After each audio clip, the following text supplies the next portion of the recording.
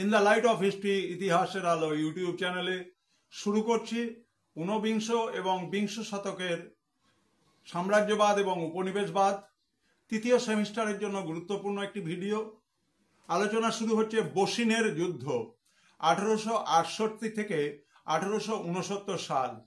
1868 সালে শোগুনতন্ত্রের পতন ঘটিয়ে সম্রাট মেইজি নিজে হাতে জাপানের প্রকৃত ক্ষমতা তুলে নেন। এই ঘটনাকে বলা হয় মেইজি পুনরুত্থান বা মেইজি রেস্টোরেশন। মেইজি এবং শোগুনের সমর্থকদের মধ্যে ঘটে যাওয়া 1868 থেকে 1869 সালের মধ্যে বসিনের যুদ্ধে, এই যুদ্ধটি গৃহযুদ্ধ, শোগুনের সমর্থকরা পরাজিত হয়। মেইজি পুনরুত্থানের পর থেকে জাপানে সংস্কার এবং আধুনিকীকরণের উদ্যোগ জোরদার হয় এবং জাপান একটি অতি আধুনিক রাষ্ট্রে পরিণত হয়।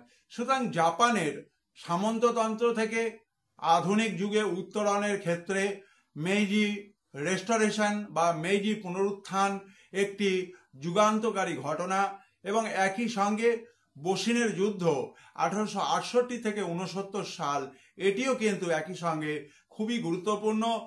অন্যান্য ভিডিওর জন্য নজরে রাখো in the light off history ইতিহাসের আলো ইউটিউব চ্যানেল। তোমরা এই চ্যানেলটিকে প্রথম থেকেই সাবস্ক্রাইব করেছো এবং বন্ধুদের মধ্যে শেয়ার করেছো। আশা করি তোমাদের ভিডিওগুলো ভালো লাগলে তোমরা এই চ্যানেলটিকে সাবস্ক্রাইব করবে এবং শেয়ার করবে। ধন্যবাদ।